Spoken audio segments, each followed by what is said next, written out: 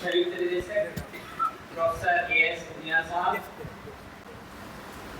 हमारे deputy director madam Mamta Nethani, मेरे वरिष्ठ सहयोगी doctor Santosh Verma, doctor D N. Tiwari, doctor D P. Singh, doctor Yatish Vashishtha, doctor Kanchan ma'am, सभी विद्वान मेरे सहयोगी कर्मचारीगण, मेरे परिवार से सुनीता नौटियाल मैडम और मेरे brother in law doctor Anil Nautiyal, doctor Sati, आपने बहुत कुछ मेरे बारे में बताया और अपनी भावनाएं रखी। आपकी भावनाओं की कद्र करते हुए मैं उन्हें आप सबको नमन करते हुए मैं स्वीकार करता हूं। स्वीकार इसलिए कि मात्र भावनाएं नहीं बल्कि ये 4.5 साल का जो समय रहा वो आत्मीयता को दर्शाता है। कोई भी व्यक्ति किसी भी पद पर बैठा होता है, आप जेडी साहब वहाँ पर हैं और हम कहते हैं कि उन्होंने ये आदेश भेजा, ऐसे ही हम महाविद्यालय में आप कहते हैं कि प्राचार्य ने ये आदेश कर दिया, तो प्राचार्य आदेश कर रहा है, डॉक्टर डी.सी. नैनवाल नहीं कर रहा है। जेडी आदेश हो रहा है, डॉक्टर प्रोफेसर ए.एस. उनियाल नहीं कर रहे हैं। तो वो कुर्सी है या वो स्थान है जिसको ये काम करना होता है, और उस चेयर पे उस समय कौन व्यक्ति है, उसकी उस समय किस तरह की भावनाएं हैं। कोई होता है कि कोई भी आदेश आया उसको पढ़ा और खुद ही जो है एक तहस उसमें आ गया, एक जोश में आ गया। कोई होता है कि बहुत कूल तरह से उसको बहुत आराम से उस पर सोचता है, विचार करता है, फिर उसको इम्प्लीमेंट करता है।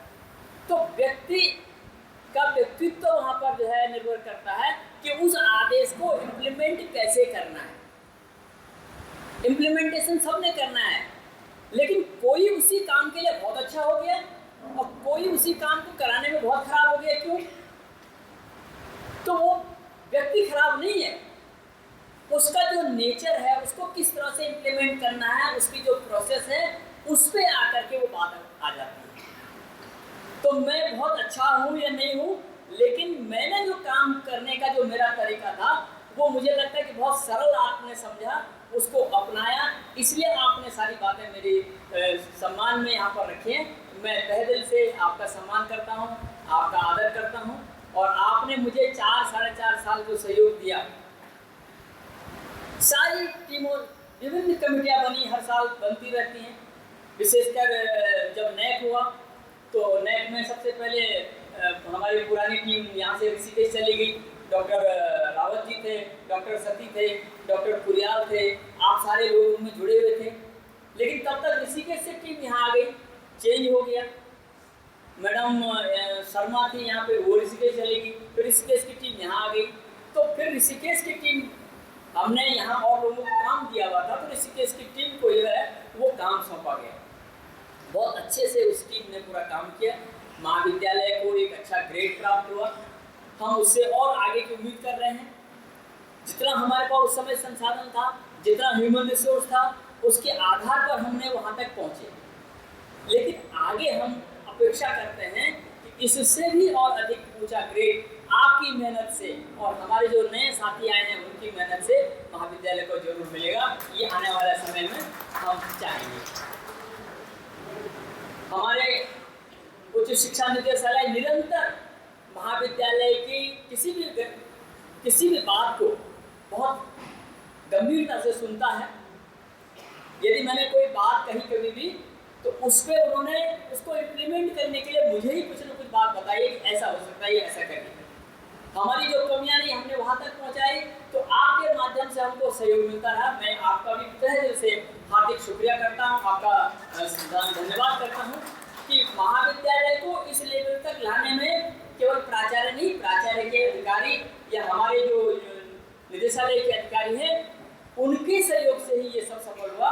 तो मैं अपने अधिकारियों का, अपने जॉइंट डायरेक्टर का, अपने डायरेक्टर का, अपने डिप्टी डायरेक्टर और तमाम निदेशालय के अधिकारियों का भी बहुत बहुत तहे दिल से स्वागत करूंगा, उनको शुक्रिया अदा करूंगा कि मेरी सर्विस काल में मुझे कभी भी इस तरह की कठिनाई डायरेक्टरेट की तरफ से या हायर लेवल के अथॉरिटी की तरफ से नहीं आई कि मेरा काम अटक गया हो, मेरे संस्थान का काम अटक गया हो। ऐसा नहीं हुआ।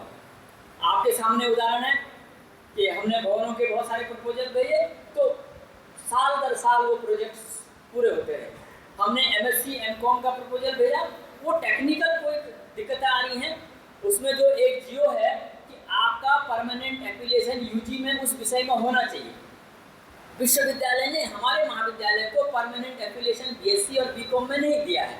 इस वजह से वो फाइलें हमारी रुक गई थी, लेकिन हमने वो भी प्रक्रिया पूरी कर ली है और गत वर्ष में हमने लगातार अपना परमानेंट एफिलिएशन का भी भेज दिया है और अब आने वाले समय में आपको MSc और MCOM भी जल्दी ही मिलने वाला है। इसके लिए भी मैं अपने अधिकारियों का भी और आप सबका भी हार्दिक धन्यवाद करूँगा। इसके साथ ही जो कुछ पद किसी विषय में, जैसे बॉटनी के लिए भी मैं स्वयं एक बात वहाँ गई थी, मैं सचिवालय में भी मैं डिस्कशन किया कि सारे विषय में 2-2 पद हैं लेकिन बॉटनी में 1 पद है। तो उन्होंने बहुत गंभीरता से उस बात को समझा, सुना और शायद उस पर भी हमारे अधिकारियों से उन्होंने पूरी रिपोर्ट ले ली है और आने वाले समय में हमारे जिस विषय में कम पद हैं उसमें भी हमें कुछ पद आगे मिलेंगे।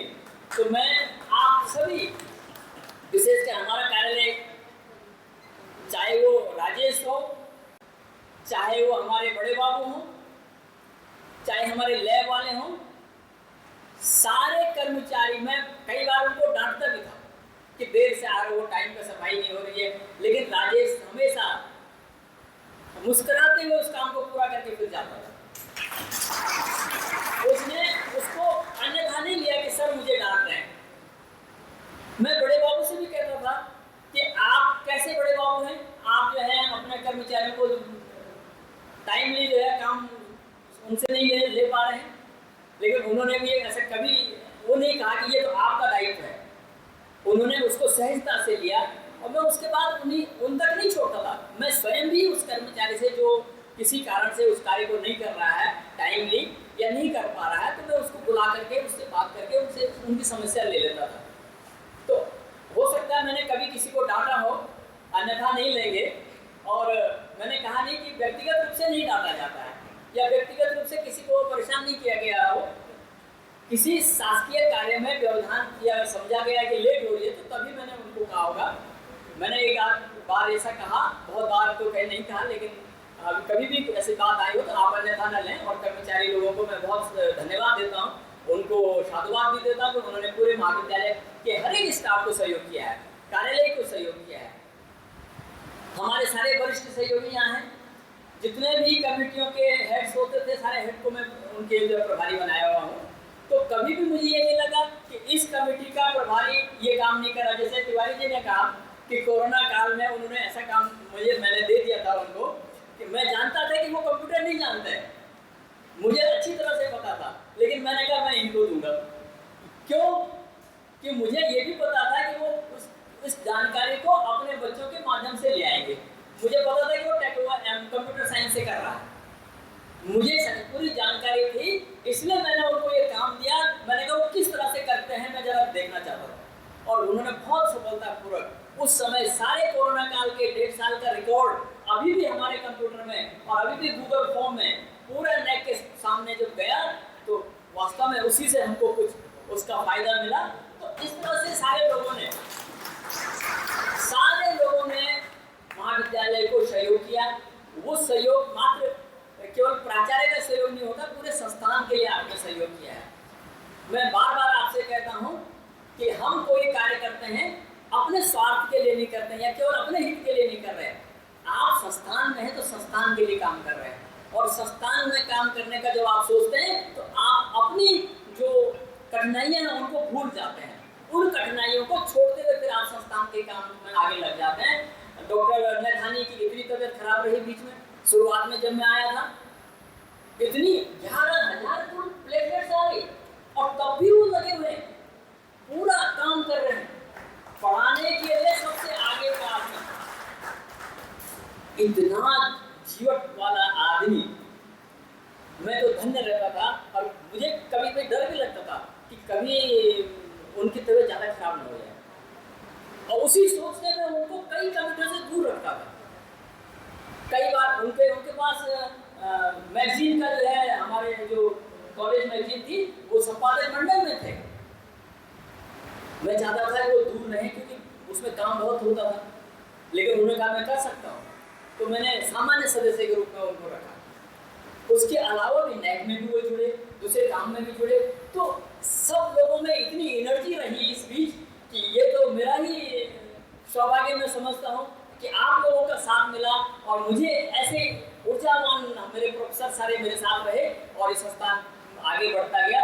मैं आपका तहे दिल से हमेशा जब तक जीवन रहेगा मैं इस डोईवाला कॉलेज और इसके पूरे स्टाफ को याद करता रहूँगा, और आप सबके उज्जवल भविष्य के लिए बहुत बहुत ईश्वर से प्रार्थना करते हुए आपको शुभकामनाएं देता हूँ। आपने इतना बड़ा आयोजन किया, हमारे अतिथियों का सम्मान किया, सबको यहाँ पर आमंत्रित किया, मैं इसके लिए अपने स्टाफ क्लब के सदस्यों का बहुत बहुत धन्यवाद करता हूँ।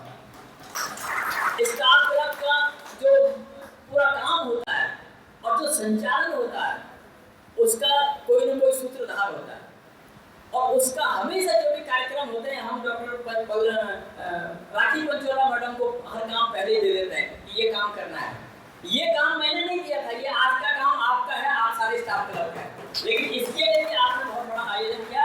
मैं उसके लिए भी मैडम पंचोला को उनके सफल संचालन के पूरे जितने भी कार्यक्रम कॉलेज के, उसके लिए मैं हमेशा उनका धन्यवाद करूँगा, उन्हें साधुवाद दूंगा, और आगे भी हमारे इसी तरह के कार्यक्रम संचालित होते रहे, ऐसी खबरें मुझे मिलती रहें।